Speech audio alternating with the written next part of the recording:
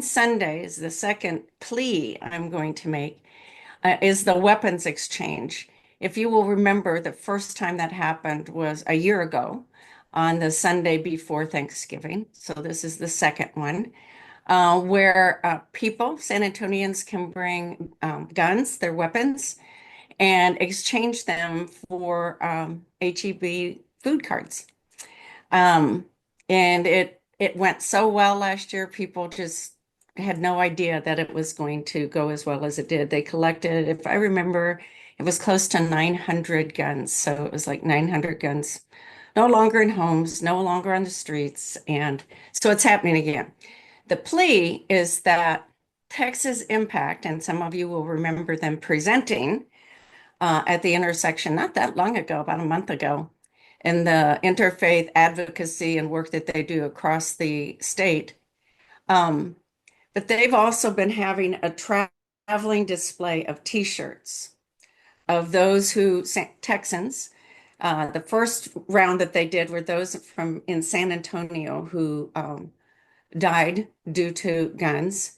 And now it's grown, it's even larger than that. But that display was set up last year as you come into the Alamo Dome, so people could see that there's a visual of how many that we're talking about, right? They need help setting that up on Sunday morning from 6:45 to 9.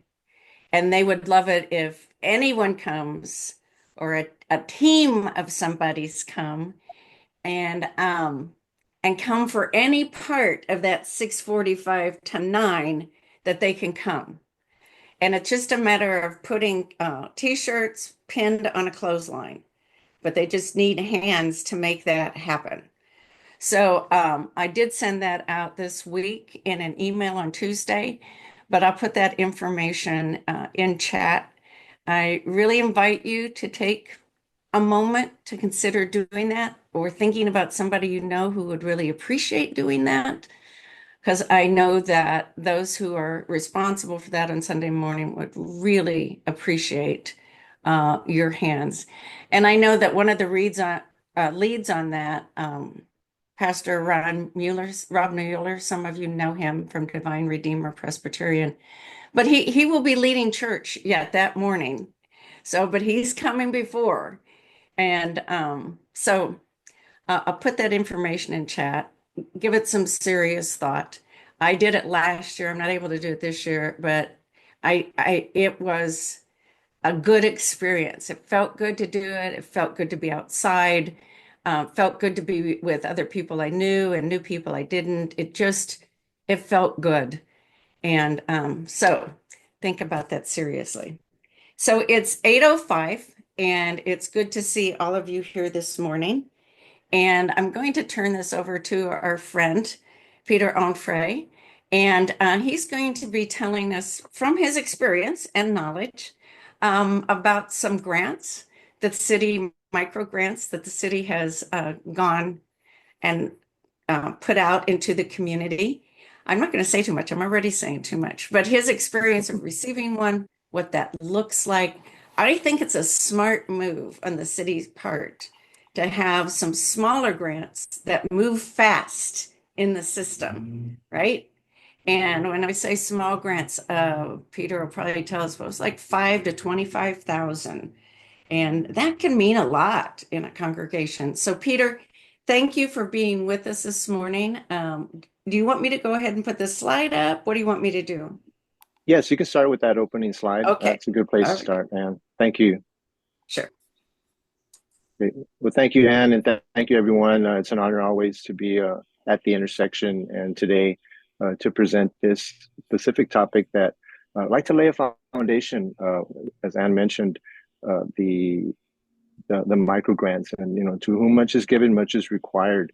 And this EcoSA collaborative has been very successful in a very tangible way. And today I'd like to share some of the fruit. But I want to lay a foundation for this work, why I think so many gravitate to it. And I want to thank also Kay Gisaldo for the first presentation 2 weeks ago on this topic, and also Judith Temple and Dominic. Dominic It's Dominguez so from cold. Gardopia. If They you do they get did up, a can you great throw that job blanket on of my laying ankles? out a foundation for today's presentation. 'Cause I want to lay a foundation here biblically, my perspective on environmental stewardship. And it starts in the beginning, right? In the first chapter, in first three chapters, this is what lays the foundation for why this is so important, environmental stewardship.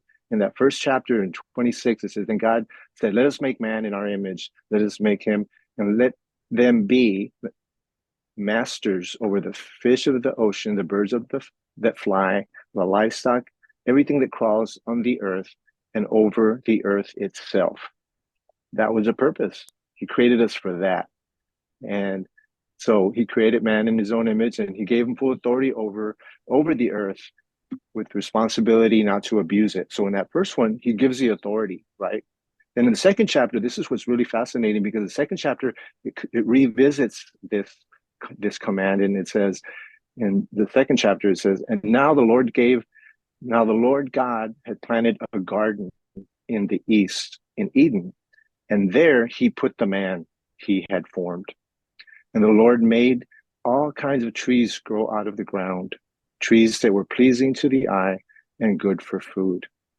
So he created a garden, and he made man a gardener. Now, last week we talked about gardens, and I was so impressed. We are master gardeners. It's what we're created to be.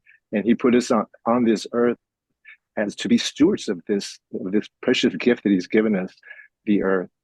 And then here's where it went south now. And this is where we can go south. And this is why we're struggling today with the challenges that we have. Because in the third chapter, it's like 1, 2, 3, right? God's like a 1, 2, 3. In the third chapter, it says, this is after he gives one rule, right? Don't eat off the tree of the knowledge of good and evil.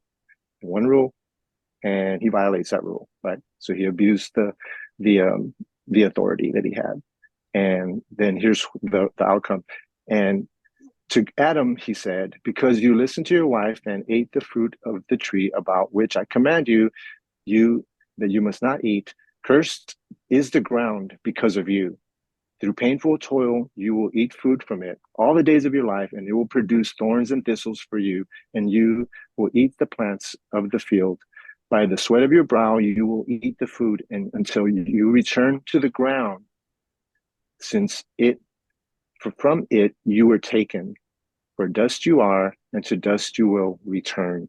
That's so fascinating, because we actually came from this ground, this earth.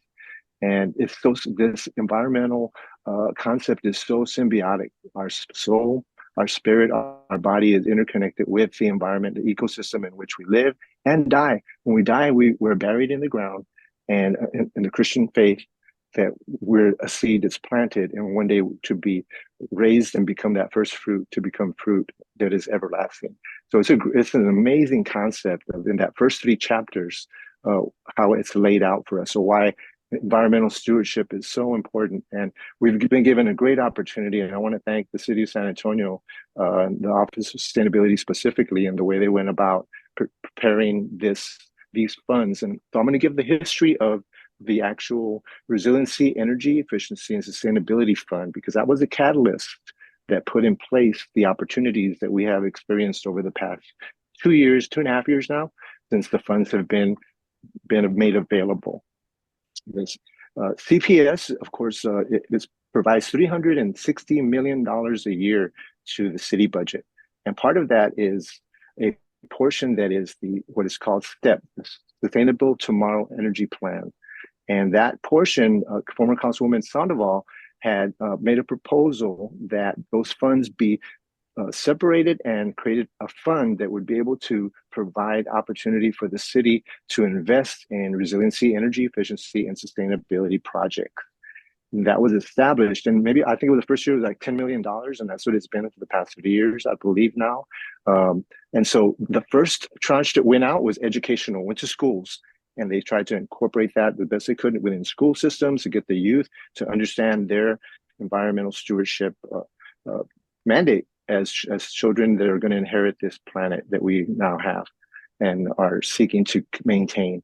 And then the second, and this is where I became involved because I was on the CPS rate advisory committee. And when I saw that happening, I was involved very much with STEP and the recreation of STEP, of the new STEP model that came out. And one of the components that we saw was that many of the affluent took advantage of all the STEP programs, the energy efficiency programs that CPS put out. But the most vulnerable would pay into it like everyone, but wouldn't take advantage of it just because of the lack of knowledge and the wherewithal to engage in the benefits. And so CPS, and I applaud Rudy Garza, the CEO, for really making it a mandate to address the most vulnerable access to it. And that's been happening over the past few years. And so when the Office of Sustainability started to push out these funds, we worked closely with them on how they would be allocated. And I'm happy to report that in that process, the Office of Sustainability did a great job of creating these grant opportunities by being very strategic in doing the micro grants. And I want to give an update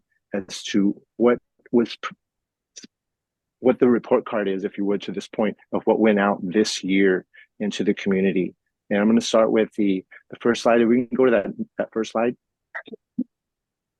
or the second slide now. And Oh, I'm sorry. Wake so me up. You just did. So the REIS fund, so the REIS fund, then you can go to the second slide. There you go. Created the Community Action Fund. And this is the fund that was created to push out the next tranche of funds this year in 2024. And here's a report card on what was the grassroots community-based communications and engagement grant. This is to get the message out to nonprofits, businesses, and to basically get the information of how they could take advantage of these opportunities. And there were 15 grants that were awarded, $118,000 approximately. And there was a record 54 applications that came in, and that was capped at that amount of money. And that was just to get the message out into the community. Then you can see those entities at the top, they were all part of that. And so those are seeds. And again, I'm looking at this like a garden. We're planting these seeds throughout the community. And this was the educational that went out the first year. And this year, now we're going businesses, faith-based organizations, nonprofits, putting it out there, getting the message out. Then if we go to the next slide, and let me just real quick. So green spaces, sustainable themed media campaigns, sustainable events, the circular economy, which is really coming on right now, the sustainability education, and sustainable transportation. So let's go to the next slide. Now, this is the grants that I became very involved in when they rolled out. And again, kudos to Kate and her team, and of course, Doug Melnick and his leadership of the Office of Sustainability, and the grants that were made available, again, for nonprofits and for businesses, nonprofits, faith-based organizations, and for businesses. They created two different categories for funds to go out. And with the key areas being reducing building energy consumption, reduce transportation energy consumption, and advance the circular economy and promote waste reduction and promote biodiversity, health, and ecosystems, and to increase resiliency and community adaptation. And I think that one right there was the one that I saw the most value in personally, that I engaged in. And the 57 grants that were awarded, that was $1 million that went out into the community with 57 grants. And I think the average was about $18,000. I mean, depending on what you ask for, but you could ask up to 20. But I saw that many of the grants were at 18, but it could be up to $20,000. And we were fortunate to be awarded one of those grants. And just to give our initiative was to retrofit our school. We have a K through 12 Christian school, to retrofit it with LED lighting, and then a portion of it to go toward being an advocate for faith-based and nonprofits and businesses to be engaged in taking advantage of these opportunities and building capacity. Capacity is so critical. If I could say one thing about all these seeds that are being planted, there's seeds with the potential to build capacity in nonprofits that are doing work. So it was easy. It was low-hanging fruit to be able to get these grants. I received federal grants, and federal grants are very difficult to apply for and to maintain and to report on. And this, I was so blessed by how the Office of Sustainability made this so easy for us to access the funds.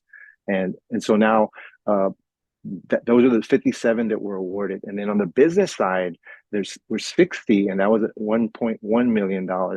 And 31 of those grants went toward small minority and women-owned businesses in San Antonio.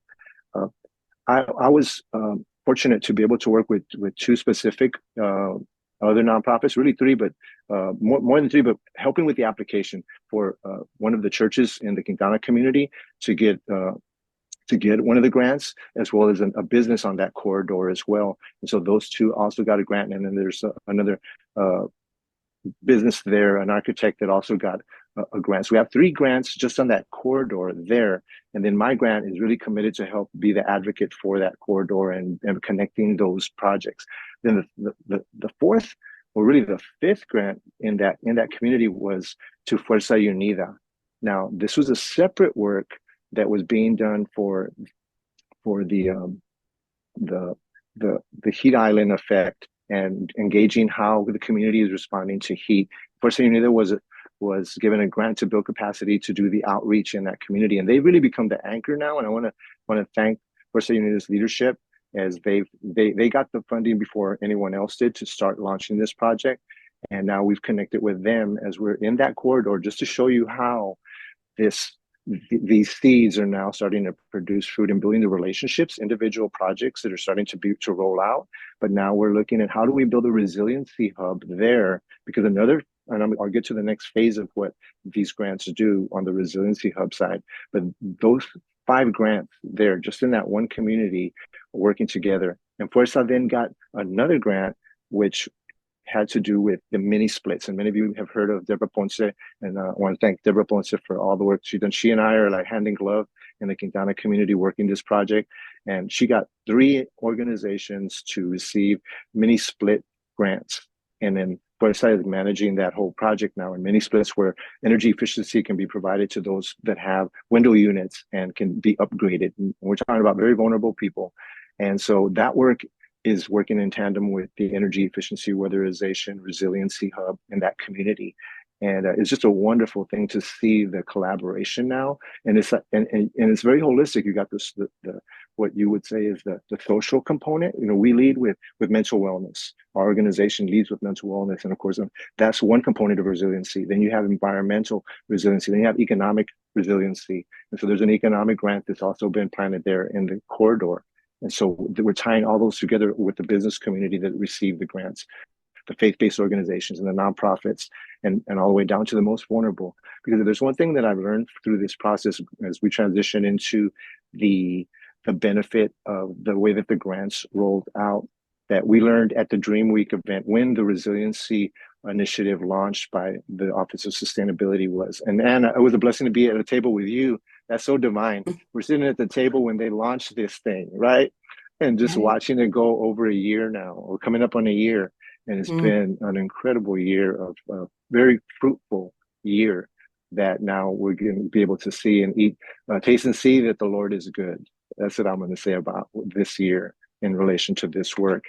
And what I got that day, the first day that was presented is, and I've carried this out throughout the year, and as we continue to build these projects and community and the grant opportunities that continue to make themselves available, is that those that are interconnected, are the most resilient.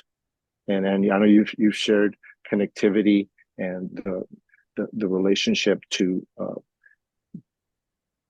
well-being, and resiliency that's the key, is connecting people to people, and then to resources, and empowering our faith-based organizations, our nonprofits, and our businesses to be good stewards. And I think part of the work that I think the main part of the work that I'm doing is building capacity in nonprofits, and in ours as well, to be navigators, to help individuals, to help nonprofits, to help businesses to access these resources in a very holistic way. These projects here, I think we've shown that we've done that to some degree. And as we empower like Fuerza and the work they're doing, and in a very tangible way, I can share that we've built a coalition now there in that community that is now working toward having access or making Athens Elementary, which is at the end of the corridor there, within the corridor, a resiliency hub. It's an elementary school that closed, and we have, as a community, made a case, and now Fuerza's taking the lead in that process of seeking funding. They're seeking a community grant fund from the Department of Energy right now, with another cohort that I've also worked with closely, and they were just turned in the application. This is $10 million grant, and I applaud them. I worked with them in the development of it. I'm not actually in the grant itself, but I was part of the development of their work. And there's two groups there that are also looking at building resiliency. One is Fuerza, and also SLU, which is the Southwest Workers Union. They also already have a resiliency hub that they're building out. And so that's another collaborative work that's going after federal funding that, again, linking and leveraging, but you have to lay a foundation, make the case, and then you can link and leverage for other funds that we can have access to. So that's why I'm excited that these seeds have been planted. And now as other funding opportunities are making themselves available, I really see how we can transform. And I'm in the southwest part of San Antonio. I was born in Southwest San Antonio in District 4, right just near that Quintana, just a mile or less than a stone's throw away from Quintana. And that's where my heart is. And I'm doing all I can to be sure that that we're collaborative and we're working together and we're the most resilient we can be. And I'm grateful for all those that have participated in this work, and that we continue to build it out in a way that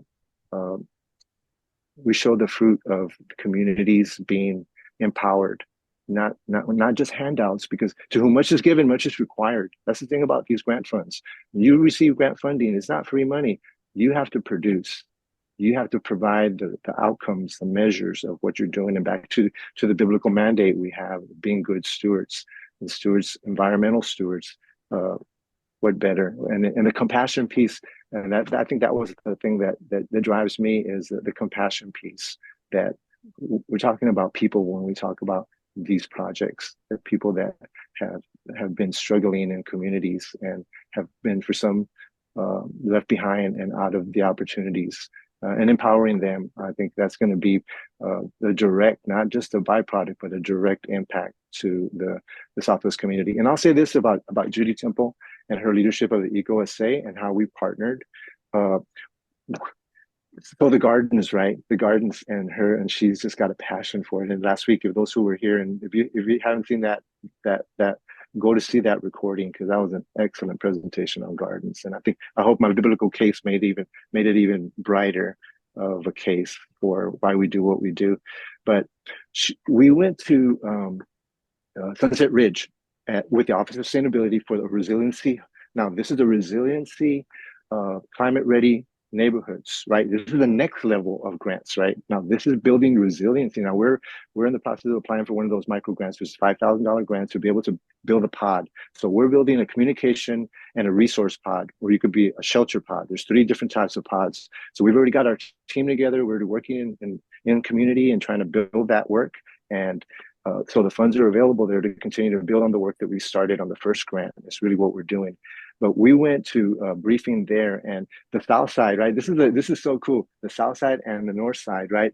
We crossed and we met there, right? We went on a field trip, right? Fuerza Unida, Deborah Ponce, members of our organization, and a couple of others from the community. And on the southwest side of San Antonio, we went to Sunset Ridge and saw their wonderful park, and we toured it, and it was just so such a special moment to walk and to glean from that. And then we came back, and then we had a tour with Office of Sustainability in our community, and we went to about 7 different sites as part of that grant that Fuerza had received, and we were just daydreaming, envisioning what our community could look like, and having seen what they've done. And of course, every community is organic, has to be organic, is built according to what that community needs. But we were able to see what they had done and connect it with those architects who did a wonderful job at that. I forget the actual name of the garden, but it's right there at Sunset Ridge. If you have a chance, go there. It is such a innovative project. Stormwater. I'm on the Stormwater Management Advisory Board for the City of San Antonio. So I call it the Not So Sexy Committee, but it's become very sexy since I've been on it personally. And that What you've project added to it. We're going to take a little pause Okay. here. It Go sounds to me, though, like we need a presentation on pods so people can understand what that is, and we'll do a round on that. I see too that Beverly has her hand up, but it's 8:26, so I'm going to go ahead and say this, so we don't have to stop the next conversation. But for those who might need to leave about 8:30, thank you for coming today. A reminder, we are not meeting next Thursday because it's Thanksgiving, but we will be meeting again in 2 weeks. And it may be on pods. But and how dare you, Peter, go about and create a collaboration or in your own community? And I'm that's tongue in cheek. That's exactly what a beautiful example. And it also reflects the two things that we've learned, right? From faith liaisons in the federal Health and Human Services, that the faith initiatives that have the most impact across the country are those that, one, work in geographical proximity to each other. And you just described that. And not only were you talking about like organizations and congregations of faith, but you were talking businesses and a school that, it just in close proximity to where the need is. And the other one, and those 2 points that have the most impact, it's focusing on the bottom, the level, the ground of Myers, no, Maslow's Maslow. hierarchy of needs. Yep. And so that bottom line is food and housing and where we live and safety and security. And it's that community level, right? And I do know that Deborah, in those mini splits, that combined grant is for 100 homes to get mini splits. And they're looking for those 100 homes still. I think the last I heard they had 30 in, I think, that geography. But think about that. It's not having to wait on a home to be built because housing, is such a need that we have, but helping the homes that exist be better places for our residents. So thank you for doing that work. And now I'm going to go to Beverly. Your hand is up. Peter, I just want to say, I mean, being able to see you for all this time over the time, I just feel a great kinship to you. And I just want you to know, I just have to just say this, you are such a gift.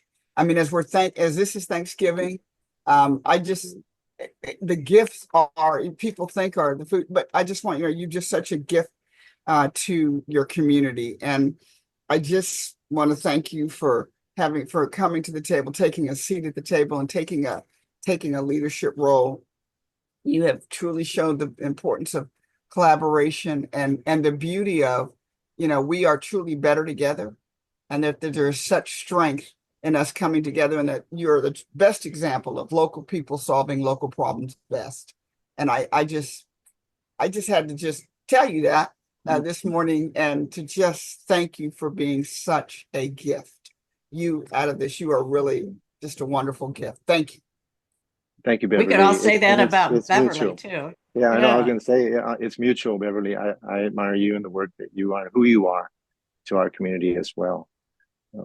Thank you for the kind words. I think though, I may even call Ben Odell up in DC, those two things that he's taught us, geographic proximity, the bottom of Maslow's hierarchy.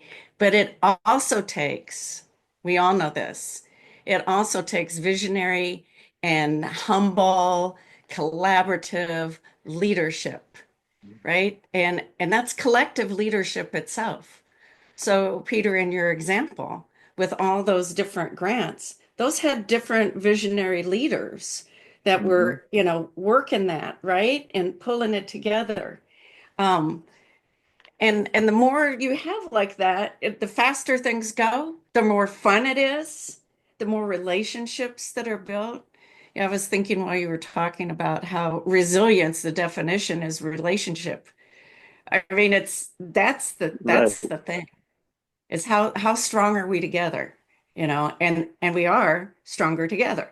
So somebody wants to know your phone number, Peter. Virginia, I'd like to get in touch with you.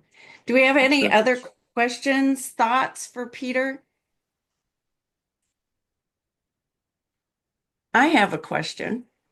And this is across the board. Peter, you began the presentation this morning, the briefing with from the Judeo-Christian tradition, stewardship, care of the earth.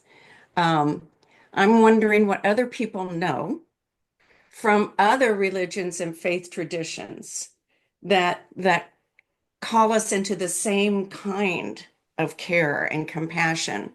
I know that's a different kind of track than we normally take, but you did make me think of that, right? Like, Yeah. what are those other traditions?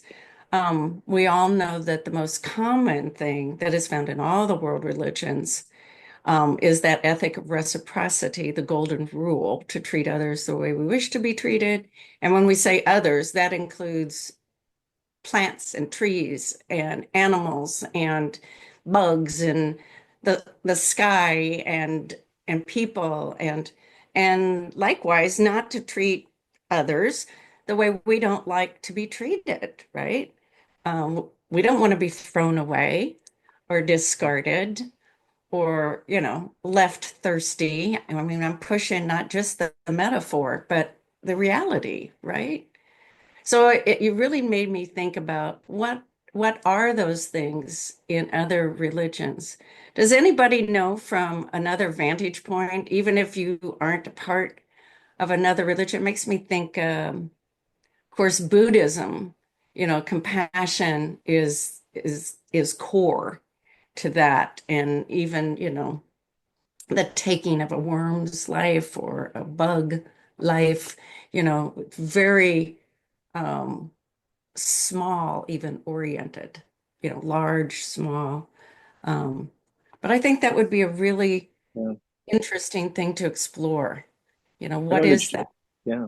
I know in the Jewish tradition, although it's Judeo-Christian and it's based on the scriptures, but the way that you treat animals is an indication of how you will treat your fellow man, and that it makes a point of that in the scriptures before it starts in Leviticus, before it starts to give the the, the law. It says that this, and it's interesting because that was like a prerequisite. Like, before I tell you this, consider this. And it's odd that you would see that as a prerequisite. It's kind of like compassion Mm, and kindness to, mhm, like you just, to animals is going to reflect your ability to interact with mankind, because it's that essential. And then of course what we talked about today, I thought that's fascinating, how this ecosystem that we're from this. And again, I don't know any other faith that delves that deeply into and makes it so uh, such an ecosystem, such a circle of life like that, that we have this huge responsibility to be stewards of the very thing that we came from. And yet now here we are. And one day it's going to be all made new. That's a hope that we have. So we're moving toward mhm. that. But while we're here, we have this mandate to take care of it. And that's why I think so many people are moving toward it. I hope that today it gives a different perspective as to the value and why we do what we do as Christians, and why some people might say, well, there's more important things to be concerned about. But I think it's part of that stewardship, and of course, taking care of, but the golden rule, of course, Mhm. reciprocity. Adiba put in the chat, the Quran explains that like humans, animals are also communities. There is no creature on the earth or animal that flies with its wings, except that they are communities like you. We have not neglected anything from the book, then they will be gathered unto their Lord in those communities. I mean, just think about, and do we think that way about that community, that living creature, the trees, the community that they come from? And there's so much written about trees in recent years in that community. Virginia, your hand is up. Can you hear me okay? Yes, we can hear you. Okay, Catholic social teaching also teaches about taking care of the earth. And so all this really just lines up with our values in terms of what we believe of taking care of the earth and recognizing the dignity of everything, and including animals. And I think just focusing more on that spiritual aspect of it kind of helps us to draw closer to God, and because every day we can draw closer to Him through our actions. Mhm. So, we have this foundation among us, right? And care, but the very earth itself being what we walk on, right? It's our foundation. Um, Lovely conversation this morning. I mean, how often do you get to have conversations like these? Except when you show up at EcoSA. I remember, Thank and you. this is a technique that at least I just, kind of discovered.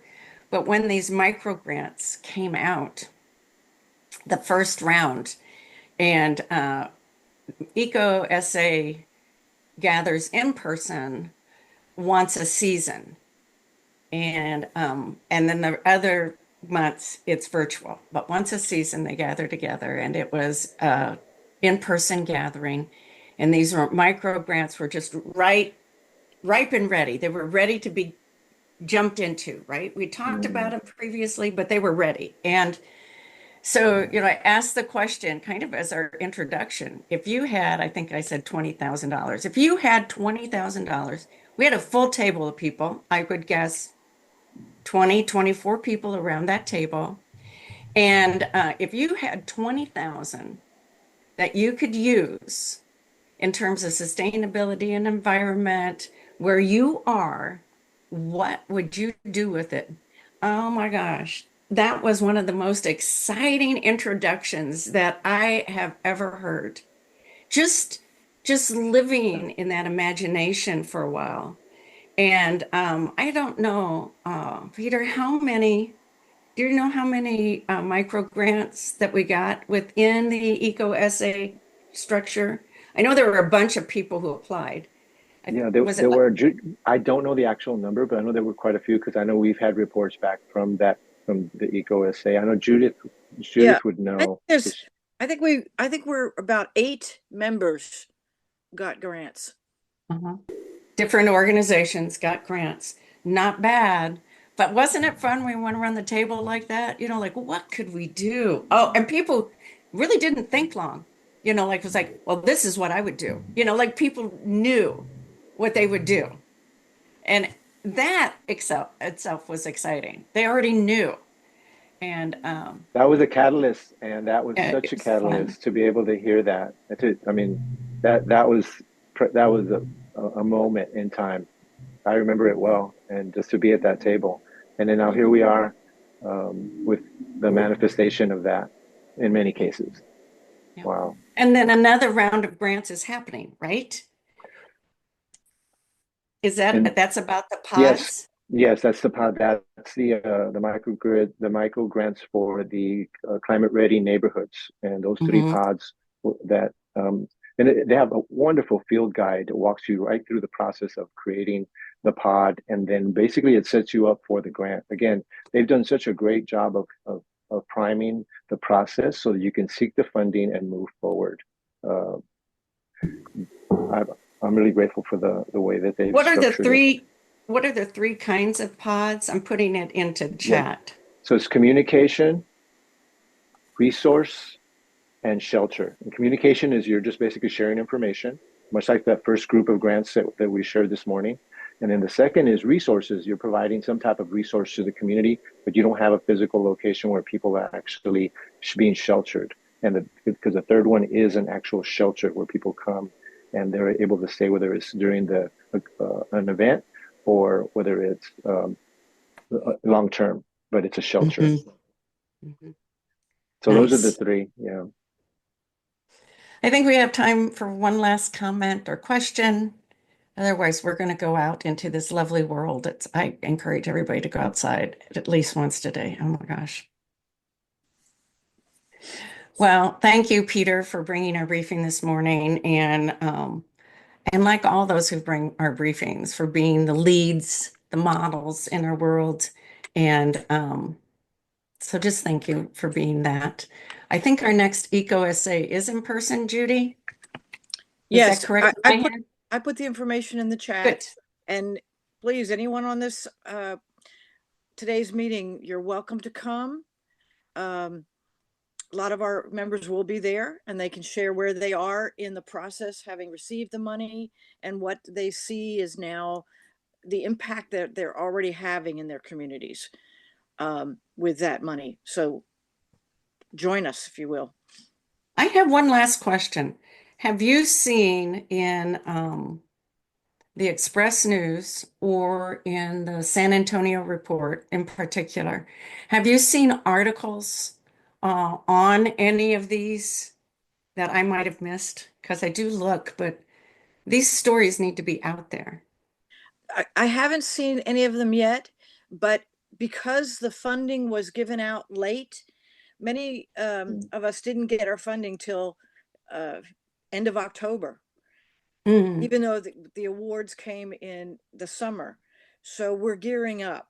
I suspect that early on in 2025 and in the spring, we'll see more reports coming out of the work that is actually unfolding. Peter, have you That's seen true. anything?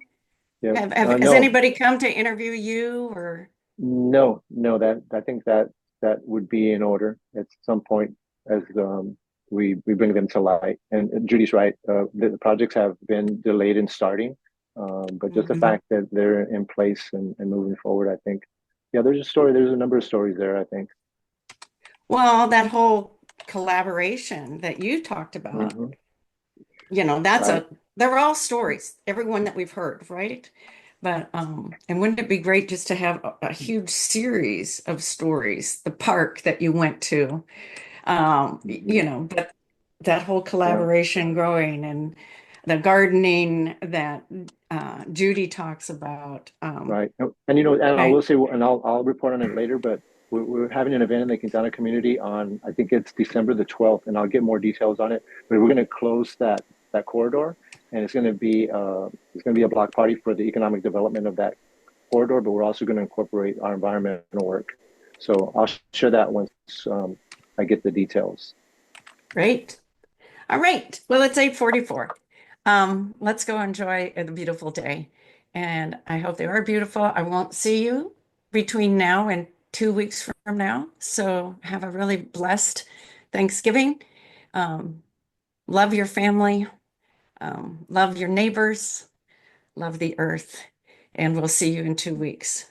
Thanks all. Okay. Yeah.